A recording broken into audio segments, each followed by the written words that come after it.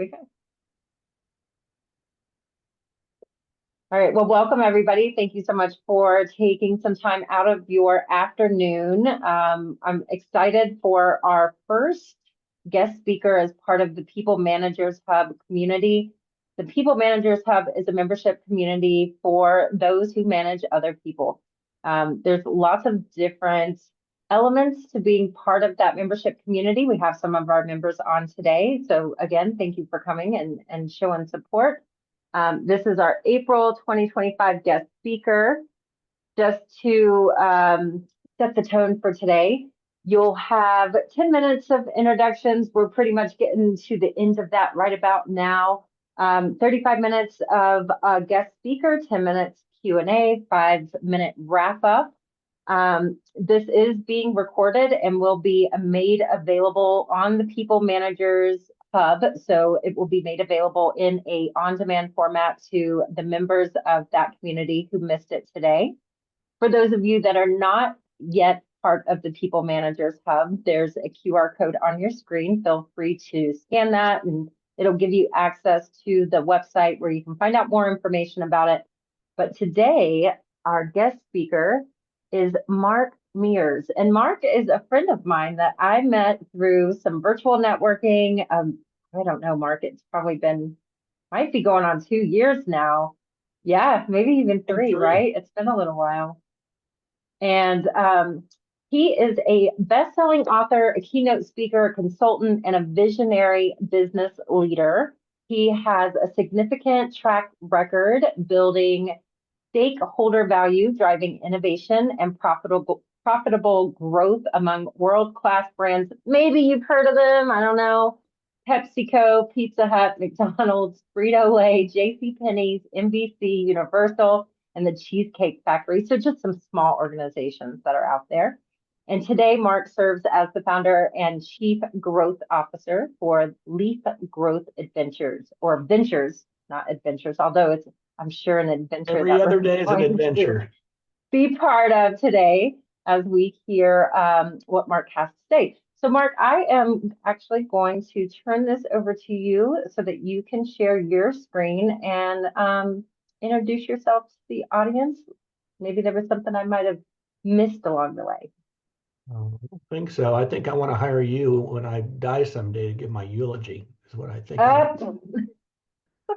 And with that, I'm going on mute. All right, beautiful. Thank you all for taking time out of your day. As Danette mentioned, I know that there are many places you could be. Christine's on vacation, so I think that's pretty cool. But really, I'm excited to be here with you today and share a little bit about what I've been working on. And hopefully it will resonate with you. Can everybody see my screen? Okay, I got to figure out how to manage you. I can see it. Perfect. All right, well, today's discussion is all about putting the human back in human resources. And I say to do so, simply all we need is love. And so we're going to talk a little bit about both of those intertwined topics as we move forward. Assuming I can move the screen forward.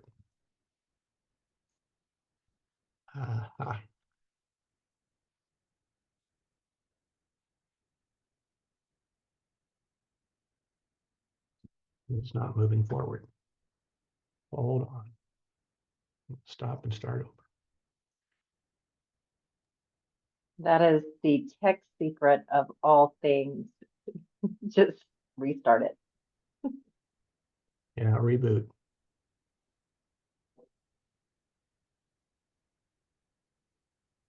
Okay, well, you covered a lot of background, and I think to sum it all up, both on the agency side and the brand marketing side, I've also owned a promotional marketing firm that I sold to Omnicom.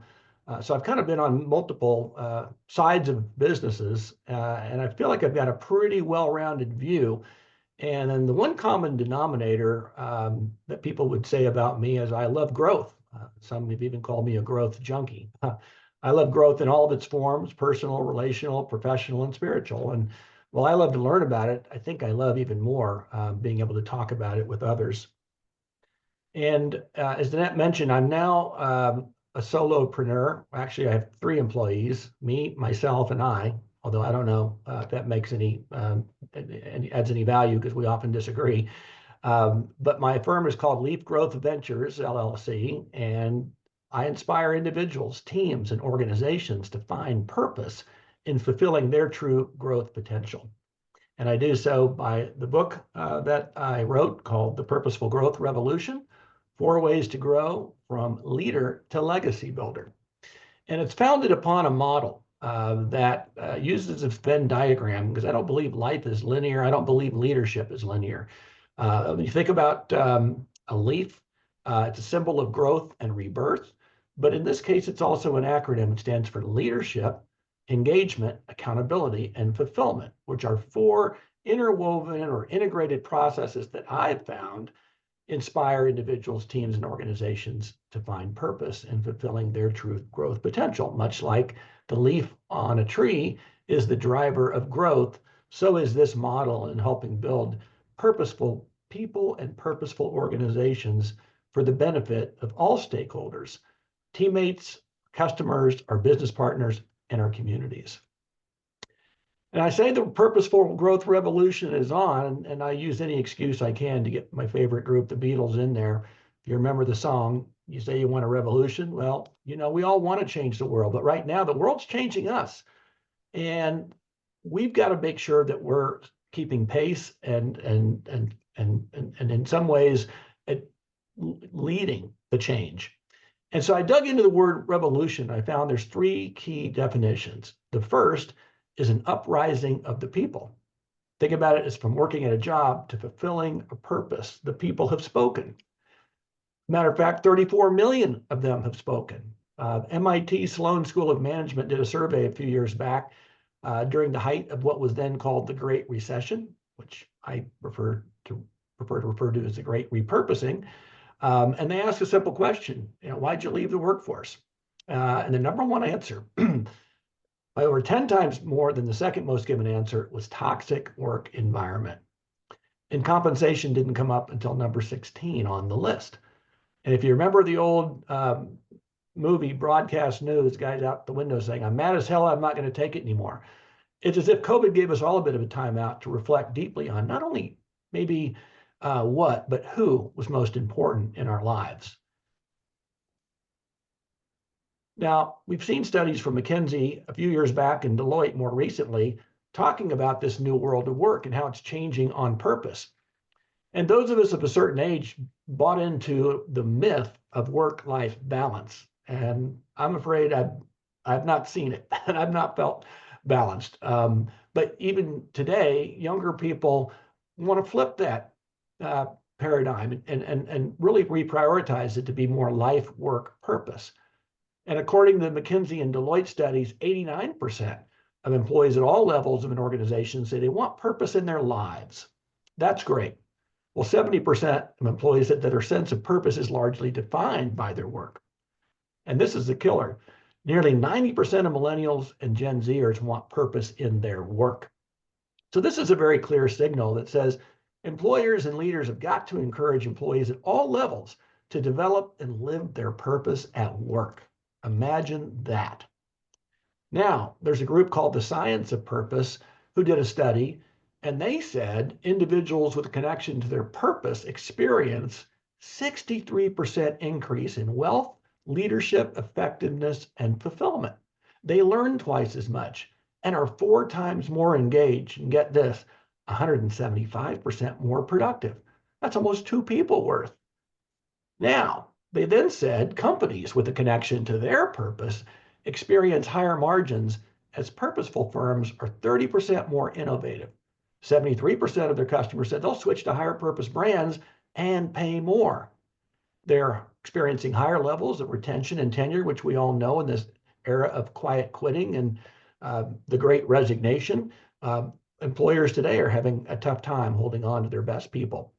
And this is going to be important in a few minutes, but 54% more fulfilling work relationships. So the case for purposeful growth among both individuals and companies is rock solid. But it's important to point out that businesses are still in business to earn a profit, but it does not have to be either or. As a matter of fact, it's and purpose and profit. The implications for talent management strategy and the firm's bottom line are very, very simple and very powerful. People who live their purpose at work are more productive than people who don't. They're also healthier, more resilient, and more likely to stay at the company. And when employees feel that their purpose is aligned with the organization's purpose, there's stronger engagement, heightened loyalty, and a willingness to recommend. All that sounds good, right? And soon you're going to hear me talk about words matter, and you're not going to hear me talk about employee anymore. That will mean something to you in a few minutes. Now, if an uprising of the people was the first definition of revolution, the second is a radical change in the status quo. Think of it as from an incremental to a transformational growth platform. Now, transformational growth has been going on for centuries. We've seen global events that have created new growth opportunities. War, disease, COVID, famine, discovery, invention, innovation.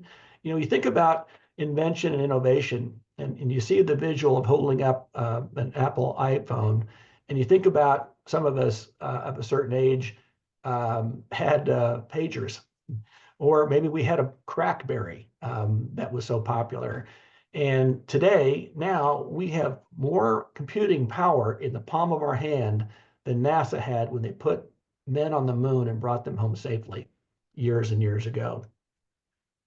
And as I mentioned, you think COVID may have changed the status quo? Well, I believe a lot of these trends that we're seeing now were already in movement. It's almost as if COVID kind of put everything in a microwave and turned it up on high and accelerated those trends by several years. We can all remember back, almost 5 years to the day, that COVID told us all we had to shelter in place. We had to pivot, the official word of 2020. And we all spent time on screens like this, to where the official meme of 2020 was, you're on mute. And then, of course, the official question of 2020, can I share my screen? Now, we've come a long way since then, but have we really? We're not going back to the workplaces as much as some people thought. As a matter of fact, Nicholas Bloom from Stanford University did a study a few years back, and he thinks hybrid workplaces is the new normal. And working from home is here to stay. Hybrid arrangements are becoming dominant. 50% of the employee base will return to work in the office, and that's about what we're seeing.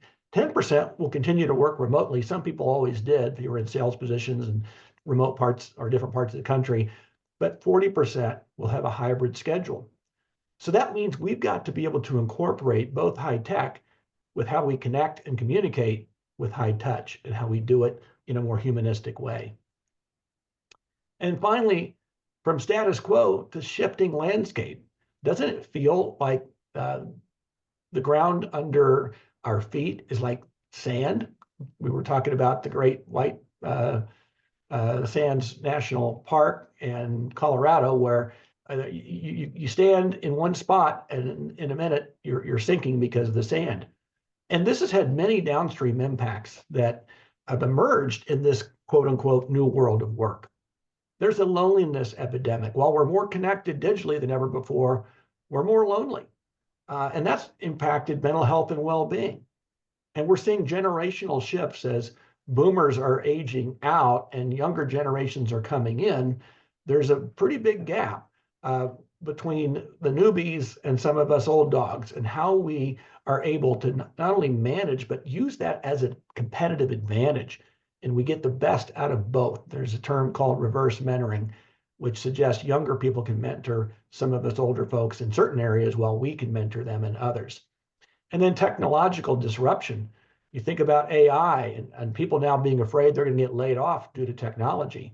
And government policy, most recently, that's become a major issue. And so people have what the Fractional Insights folks called workplace angst. There's a great study they just released called The Risk of Angst. And it's really enlightening. And we're going to talk a little bit more about that in a minute. So an uprising of the people, a radical change in the status quo. The third definition of revolution is a circular orbit around an object, taking us from work-life balance, which I mentioned was a myth, to more purposeful growth, life, work, purpose. Why that's important is the people at Fractional Insights, as part of their research study, said 97% of people say it's important for work to meet one or more of these fundamental human needs: security, the need for safety and stability; growth, the need for meaningful development and realization of our potential; and significance, the need for meaning and purpose beyond oneself. Now, those of you who've studied Maslow's hierarchy of needs, this sounds familiar. It's not like it's new, it's been around for ages, but right now it's coming to the fore as people are more and more looking at how they can improve the quality of their life and work on purpose. So, what's going on? We've heard the term quiet quitting. I recently heard act your wage. Really, according to Gallup, lack of engagement has become a new national epidemic. In their global state of the workplace study, they said 32% of employees, their words, are considered engaged, down a couple points versus prior year. 18% are considered actively disengaged, and that's up 2% versus prior year. Well, that means the remaining 50% could go either way. Not a great time to be an employer if you don't understand what your teammates want. Well, what do they want? What are we missing? Well, according to Gallup, engagement areas that decline most from pre-pandemic levels are these: a connection to the mission or purpose of the company, clarity of expectations, opportunities to learn and grow, opportunities to do what employees do best, and get this, feeling cared about at work. These are all very humanistic, relational issues that, with the appropriate leadership, can close those gaps. But let's dig down a little bit deeper. Younger people are even more disengaged.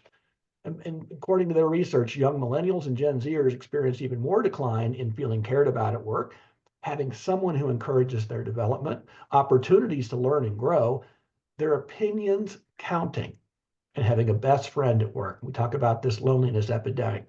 It's really important. And get this, since it sounds like I'm the only guy on the phone on this call, you're going to probably relate to this. Women are more disengaged than men. And in comparison to men, women saw larger declines in feeling cared about at work, having someone who encourages their development, and having progress discussions. We've all heard of the term glass ceiling. It's still going on. Now, what's the value of this engagement loss? On a global basis, Gallup estimates that low engagement costs the world economy an estimated almost $9 trillion. That's 9% of global GDP lost through people having a lack of engagement. And that's a huge number, but just think about it within your own organization. If you could put a dollar figure to it, it would probably be pretty high, given that labor is the number one line item on many P&Ls, that and cost of goods, and they're all connected. So enough of the gloom and doom. Let's talk about the key benefits of engagement.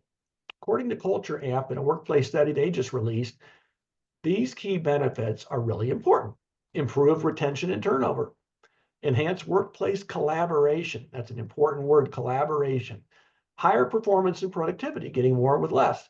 Increasing customer satisfaction, and creating a pipeline of future leaders, and being more effective through organizational change. When teammates are engaged at a higher level, they will experience and the firm will benefit from each of these 3 or these 6 areas. Now, what I've learned in my past through the organizations that I've been blessed to be part of is alignment drives engagement. Patrick Lencioni is a great author and business consultant, said, if you could get all the people in the organization rowing in the same direction, you could dominate any industry and any market against any competition at any time. And I think he's right. But how do we align an organization? Well, I've come up with a model which I call 4D brand alignment.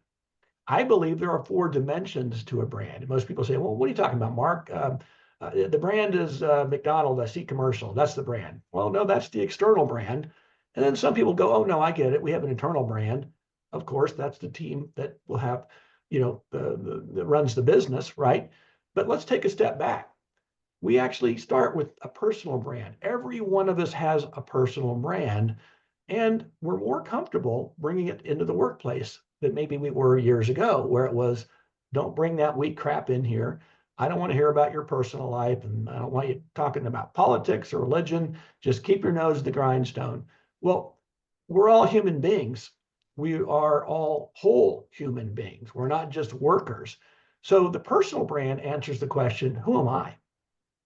Now, the internal brand is the collective we. What do we stand for? And then the external brand is, well, what value do we create? In my experience, all marketing, all sales, all business is a value exchange. What do I get? For what do I pay? But most importantly, how do I feel about that? And we're going to talk more about the feelings business in a minute. And then now, especially given low unemployment rates, we've got the employer brand that answers the question, do I belong here? And we're going to talk about belonging and its importance. So the keys to engagement, 4D brand alignment, are all revolving around the brand's purpose that has to have four key components. It's aspirational, clearly aligned with the long-term vision. It's inspirational, clearly aligned with the daily mission. And it's institutional, clearly aligned with our shared values. And operational, clearly aligned with strategic and tactical plans. Notice I emphasize clearly aligned. How many of our organizations do we have teammates who don't even know what our vision, our mission, or our values are? They may know the tactical plans that they're given, but they may not be brought into the whole picture. That's a problem. And that's where we lack engagement, where people are not 100% bought in to our longer term vision and what we have to do every day to stack up enough good days to get there. And our shared values, which is essentially, how are we going to collaborate? How are we going to work together to accomplish our mission? And then specifically the strategies and tactics that will get us there. Now, I'm just going to have time for one brief case study. And you might say, well, who's doing this well? Well, KPMG, which is a major accounting and consulting firm, created what they called their higher purpose initiative a few years ago. And they enlisted the support of their associates to help shape their KPMG purpose through storytelling. They had them all create a video that essentially answered the question, what do you do at KPMG? And you can kind of see from the different ads, some said, we restore vitality. I revitalize villages. We keep families covered. I power innovation. We launch space programs. And this led them to their positioning line of inspire confidence and empower change. And it represents their values of integrity, excellence, courage, together and for better. So that sounds great. A lot of nice pictures, a lot of great pros. Did it work? I think so. Looking at the results, they said, those leaders who communicate their higher purpose and walk their teammates through it and get them engaged and involved see a much higher percent of those who agree to the following questions. I feel the work I do makes an impact. It's not just a job. I'm inspired and encouraged to strive for continuous improvement to take my performance to the next level. KPMG is a great place to work. I'm proud to work for KPMG, and I rarely think about looking for a new job. If you look at the light blue bars, they far overcome the light gray bars. It works, and it needs to happen in more and more places. And I do have more case studies, but I don't have time to show today. So let's segue into what we're here to talk about. Why, if by putting the human back in human resources, all we need is love? Well, because I believe words matter, let's start with that. Words, saying it makes it clear, we got to start there. It's like putting it out in the universe, but you got to use the right words, intentions that lead to an actionable plan. We all know what the road to hell is paved with, good intentions, so we have to have actions. The actions are influencing our desired behaviors, that all lead to feelings, building loyal, trusting relationships. I don't care what industry you're in, what vocation or position you play within the firm. Every one of us should say, well, we're in the people business. But if we're in the people business as human beings, then we have to be in the feelings business. So I say words matter. What do I mean by that?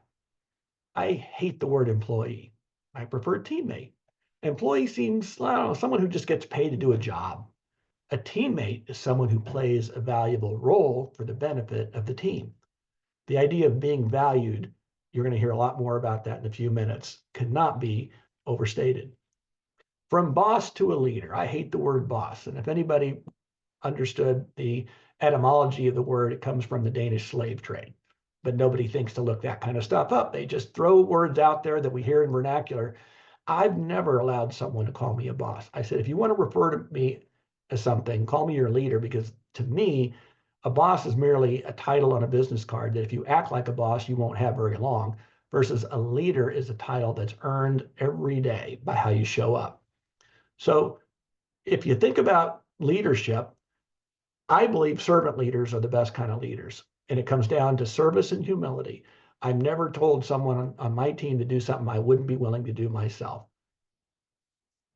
Now, shareholders to stakeholders. If you work for a publicly traded company, as I have, you talk about shareholder value being our most important thing. For years, we were told shareholder value. Well, what about the other stakeholders? You think about a shareholder as someone who invests only for financial gain. A stakeholder is someone who invests for the greater good. The greater good of who? Again, I believe we have four stakeholders: our teammates, our customers or guests or clients, our business partners, anybody in our business ecosystem, and our communities.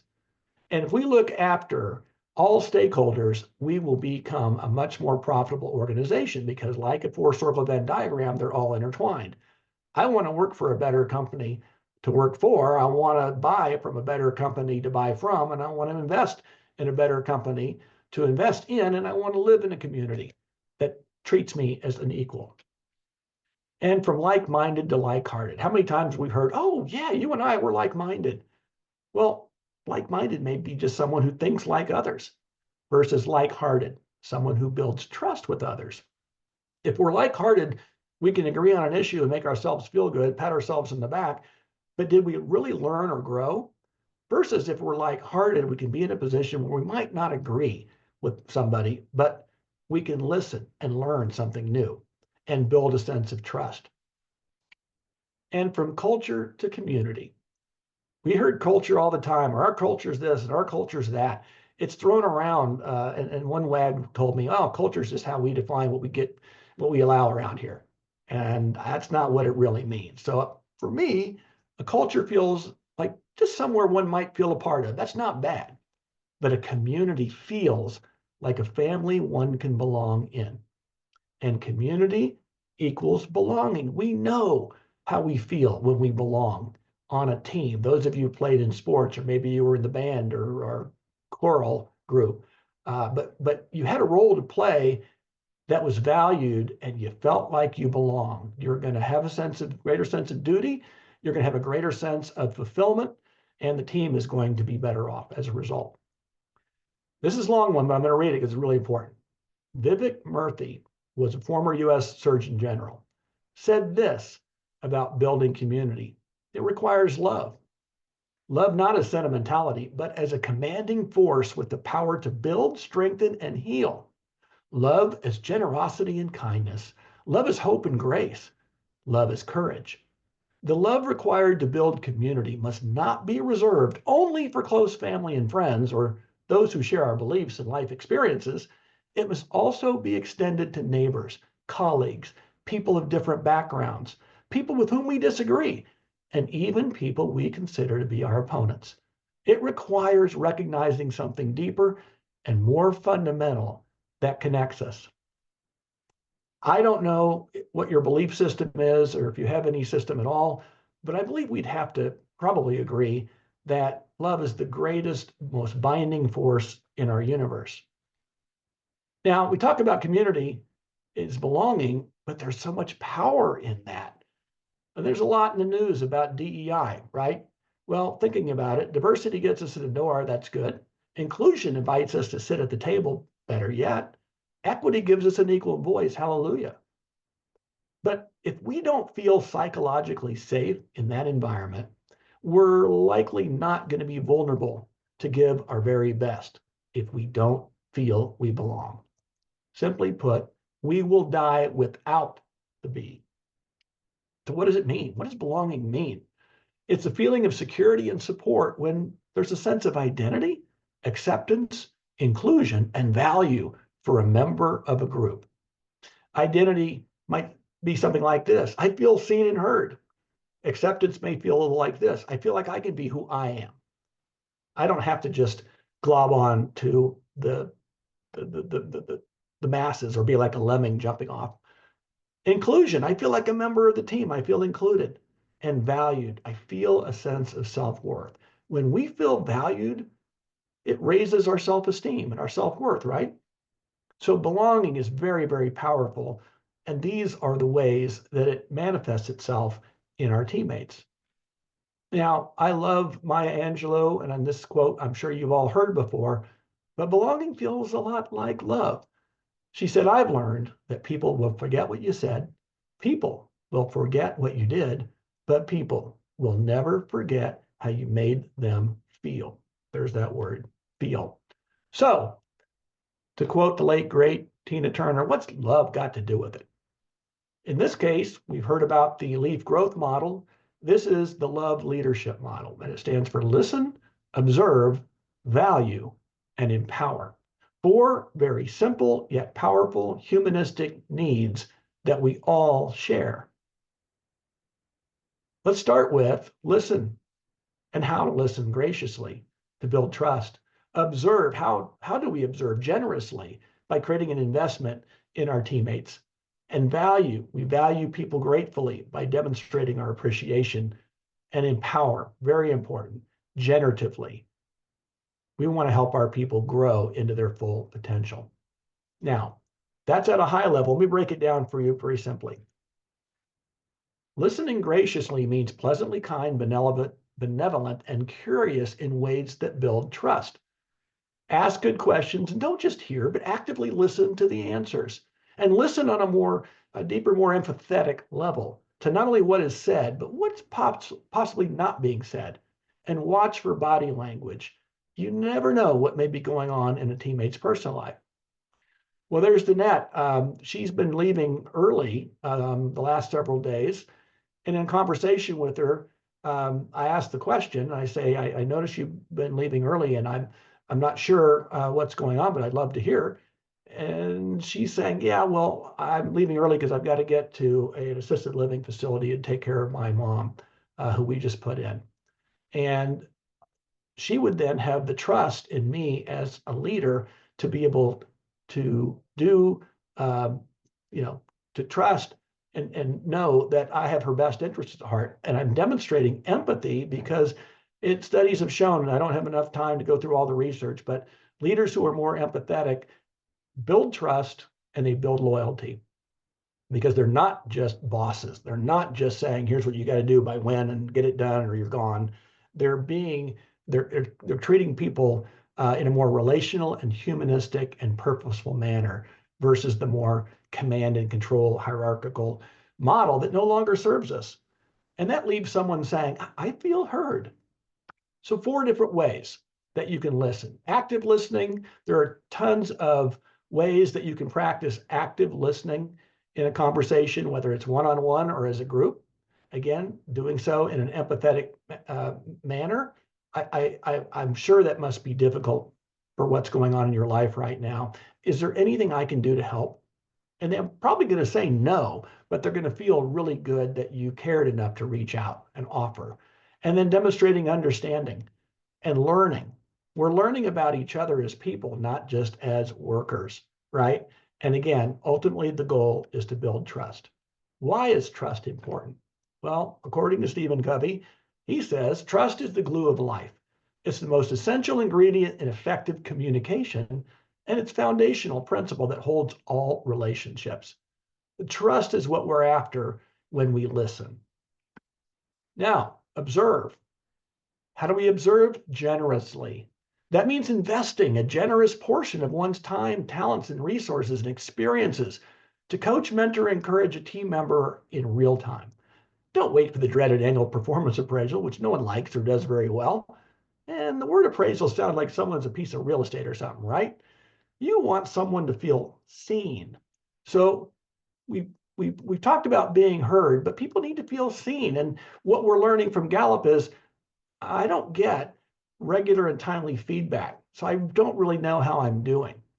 And we want a leader to see a teammate as a whole person and take time. That's what I mean by investment. It takes time to coach and encourage and critique and mentor to help them along their growth journey to where they feel valued. David Brooks is an author who wrote a great book, and it says there's one skill that lies at the heart of any healthy person, family, school, community organization, or society.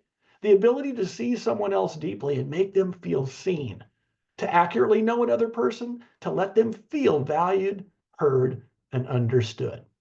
That's what it means to be human. So we've listened, we've observed, and now it's time to value. And how do we value gratefully? That means feeling or showing appreciation, expressing a sense of gratitude and thankfulness. People need to feel valued. So in addition to compensation, benefits, recognition, and rewards, we've got to value the whole person by giving them opportunities to learn and grow. Again, tying back to what Gallup says is currently missing and why there's more lack of engagement.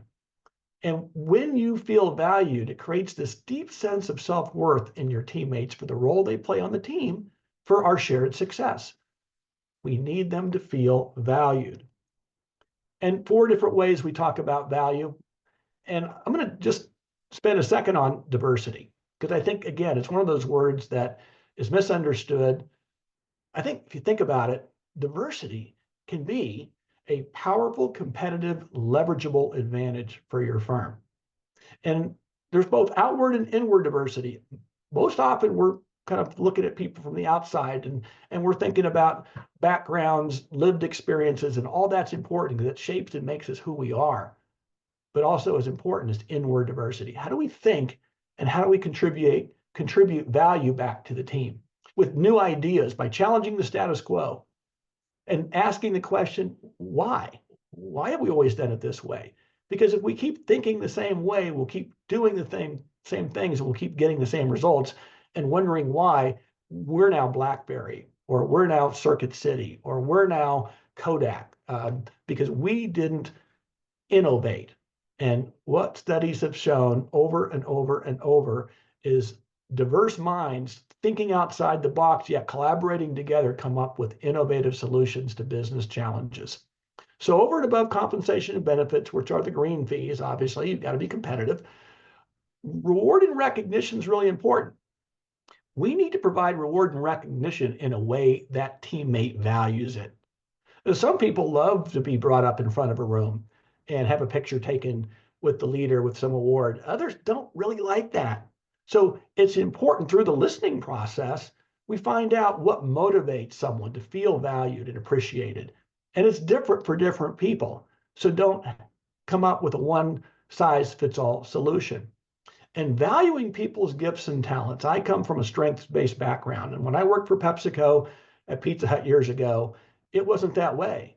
It was, we want to make you a more well-rounded executive. So we're going to put you here for a while, and then move you over here for a while. And there were people that, including myself, weren't comfortable with that because we weren't doing what we love to do. We weren't using the gifts and talents that we have for the betterment of the team. Now, I live in Kansas City. I'm sure you're all familiar and probably tired of hearing about the Kansas City Chiefs. But Coach Andy Reid doesn't take Patrick Mahomes, one of the best quarterbacks on the planet, and say, we need you to be more well-rounded, Patrick, so we're going to put you on the defensive line for a while. That would be stupid. So why do we do it in the workplace? And again, when you value someone, you want them to learn and grow. And so cross-training, upskilling, All these are important because of the changing landscape of today's new world of work, where it wasn't that long ago that said, by about this time, 50% of the jobs that people will be doing won't exist. And that was in 2018. I think it was in a Huff post. And now we're talking about all this other technology that we didn't even know about then, or we'd heard about obviously AI, but it wasn't in practice. And so now all of a sudden, pace of change is even more rapid than ever before. We want to show appreciation by valuing the whole person. And Patrick Lencioni, who's a great business author and consultant, said, every human being who works has to know what they do matters to another human being. How true. And then finally, we could stop there, but this is really important. We empower. And how do we do that? Generatively. And I love that word generative. It means providing the power or function of generating, originating, or producing. We want to generate new ideas. We want to generate the work that needs to get done to fulfill our job functions and help the team move forward to grow and flourish. Now, I don't know about you all, but when I learned to ride a bike, I remember one birthday, I got this beautiful royal blue Stingray Schwinn bike. And it had a banana seat and cool mag wheel in the back and cool handlebars. But I wasn't able, old enough yet to ride it. So I rode around on training wheels for a while. I remember one Saturday morning, my dad wakes me up and says, son, it's time to take the training wheels off. And a big part of me was like, oh, this is great. I'm now going to be like the big kids, my older brother, my older sister, our neighbors. Then the other part of me was like, oh, well, I've never done that before. But then he took me out in the garage. We took the training wheels off. He's talking to me about what to do. He's showing me how to do it. And he gets me on the bike and he walks alongside me as I'm doing it. I'm sure I fell down 3 or 4 times, maybe more, as my memory fades. But I remember when I finally got it and I was able to ride down the end of the street, turn around and ride back. He's standing at the end of the driveway, and I don't know whose grin was bigger, either his or mine. My world just got bigger. Certainly my neighborhood got bigger because I lived on that bike. But now imagine that sense of freedom and fulfillment and that energy that that was captured that day on that bike. What if we were able to create an environment where our teammates felt empowered to be likewise? How do we do that? We want to empower the whole person, their heart, their head, their hands, and their habits. Autonomy. They're asking for more and to be given challenges. And what they need are the support and resources from the leader. And just as important, they need advocacy. When you empower someone and you're giving them an opportunity, and then let's say Christine comes to me and says, I've been doing a lot of work on AI, and I really believe there's some opportunities to help make our team more productive. And I say, that's great. There's a conference coming up, and it came across my desk, but you know what?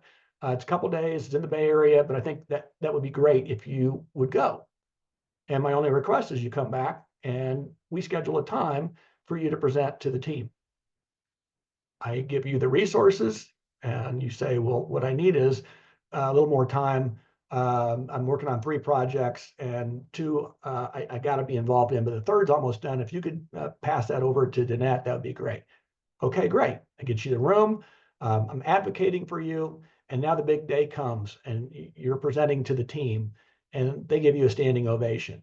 That empowerment means everything. You were given an opportunity to demonstrate what you were capable of doing, just like I was capable of riding that bike. But until I was empowered, I was not able to do it on my own. A great leader empowers their team to fulfill their true growth potential. Roy T. Bennett said, it's only after you've stepped outside your comfort zone that you begin to change, grow, and transform. And isn't that what we all want to do? We want to grow and transform from who we used to be into who we envision or God created us to be. So, like all good movies, in the end, love conquers all. Let's go back to Gallup and let's look at those dissatisfiers or disengagers, and let's see if the love model doesn't check all the boxes. A connection to the mission or purpose of the company, clarity of expectations, opportunities to learn and grow, having someone who encourages their development, opportunities to do what employees do best, their opinions counting, and feeling cared about at work.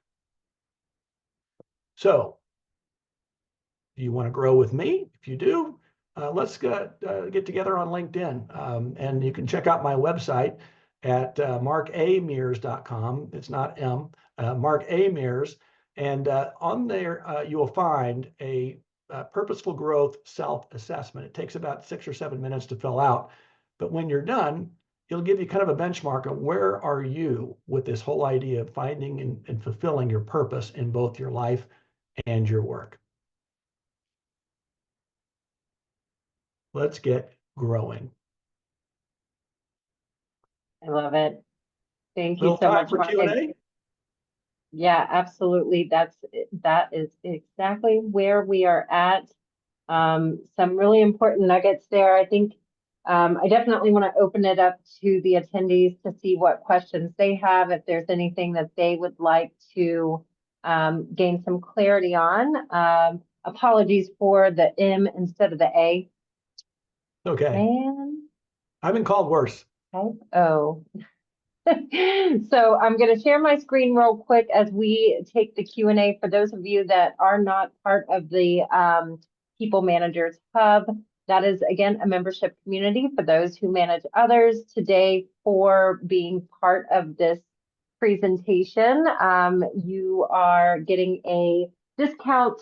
All you have to do is really set up a discovery call, have it scheduled before end of business this Friday. So by the end of business tomorrow, just set the call up. We'll have a conversation. You can ask questions about the People Managers Hub. And if you decide that you want to join, you'll get a $200 discount just for joining the session today. But we do have a question in the chat. So Christine says, what is a way you like leaders to find out how their teams want to grow and develop? That's a good one. It sounds simple. Ask them. I mean, we have one-on-one meetings, we have team meetings, we have department meetings, we got meetings. But when I talk about the listening part and observing, it's really about investing your time. And leaders are like, I don't have time. I'm being asked to be in all these meetings and do all these things and get all these. You got to invest the time because it will pay great dividends.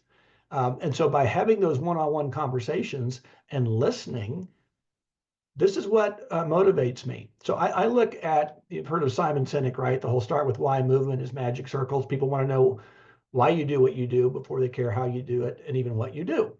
And start with why. Well, I believe we ought to start with who. Imagine having this question, this discussion with a teammate. Let's start with, instead of why, let's start with who. Who do you serve? Personal, relational, spiritual, and professional. Let's find out who you serve. And then let's see your why, which is your purpose and motivations. And then let's look at your how, which are your unique gifts and talents, before we get into the what, your specific role on the team. Imagine if you had that conversation and you had built the trust where someone's going to give you the answers to that. You'd find out a lot about them and what their motivations are and what they really want out of this role. And some might just say, I just want to do my job. I'm looking for a paycheck, and my husband and I are trying to buy a house. Okay, well, at least I know that. But someone else may say, I'm so glad you asked, because blah, blah, blah, blah, blah. But having those one-on-one conversations, and even you can do this remotely, we get better in person, but if not, it still works, because I think we're all now more attuned to a Zoom or Team or whatever platform. But I think asking the question and then listening to the answer, playing it back, and then acting on what you hear. Great question. And we have another one. It's how do you feel about psychological safety? Leaders can listen, but are they hearing the truth? Ooh, interesting. You might have to expand on that one, Danny. There's that feeling of trust, right? So you communicate, you ask them how can we get engaged? What's your purpose? How can we grow together? But if they don't feel like they can say the truth about how they're feeling about the situation, then you're not going to grow, I feel. And that's the importance of trust. You don't just walk in and it's like I want to run a marathon. I don't just go to the starting line. I got to put in the work. I got to invest my time in listening and showing up and act like I'm listening to where they're going to now trust me to speak up in a meeting and say something that may not be popular with some members of the group. But having that psychological safety makes all the difference. That's what I mean by belonging. When you belong in a group, you feel like you are comfortable in giving your very best instead of thinking, well, I got in the room, I got in the chair, I got my voice, but I'm not going to use it because I don't want to boomerang back against me. So the leader has to be able to demonstrate that not only individually, but in a team dynamic. And it's okay. When people say, well, this may be a dumb idea. I hate when people do that. But guess what? And it may be, but it may have sparked someone else to come up with something and build on it. And I wish we had more time because I could give you story after story of one little comment created a spark that created a massive impact. And it comes by making people feel psychologically safe to share without it getting boomerang back in some form of retribution, either immediately or over time. Great question. Yeah, I'll tack on to that, Danny. I know when I was elevated to manager and I had 13 other professionals that were my peers. Now I'm the manager. It took me time. That relationship shifted. So when you're dealing with new personnel, new personalities, if you're elevated into a space, it always creates a different dynamic and it really takes that consistency. And I also think vulnerability to begin to build that trust because it takes so long and so many different things for us to build trust but one thing, right? To completely have it fall apart on us. And it's not fair, but that's the nature of, I think, people management and just relationships in general. So I do think being able to, as people managers, show that vulnerability when we don't know something, speak up and say that as well to help them feel more comfortable and saying, oh, well, if the manager is saying they don't know and they're going to go find out, then I can say that next time too. I don't think there's a single answer to it, but I do think the concept of psychological safety is critical to being able to get the truth, as you said, out of those discussions and those intentional questions. So don't stop asking is what I would say. You might not get it the first time, but then you might get it in another setting at another time. Leslie is asking. Oh, go ahead. Just real quick, go back to the servant leadership model of service and humility. When a leader says, I don't know, but you know what? Can you help me find out? All of a sudden now you've disarmed the situation and you've made yourself human, right? So when you show up as human, and I think, well, until the robots or zombies or chat GPT takes us away, we're all human beings. And every one of those traits that I mentioned, we all can do. We all value it in ourselves, but we don't want to do it. And I believe Leslie's saying, well, how do we bring love into leadership? And to me, the biggest barrier is some of us grew up in this command and control, very hierarchical management style. And it was what box do you report to on top of that box and what box is that ladder up to? And instead, creating this collaborative approach. And those of you who manage younger people, they want to be involved in the conversations that some of us were not allowed to be part of when we were coming up, right? And they've got ideas that they want to share. So for me, the biggest barrier is the past and clinging to this tired old command and control management environment that no longer serves us. Because today, and specifically among young people, they don't want to be managed and required. They want to be led and inspired. And if you were in middle management and upper management and you've been doing things a certain way for a certain length of time, like anything, I don't still carry around my flip phone. I don't cling to things that no longer work. I change and evolve and adapt and grow.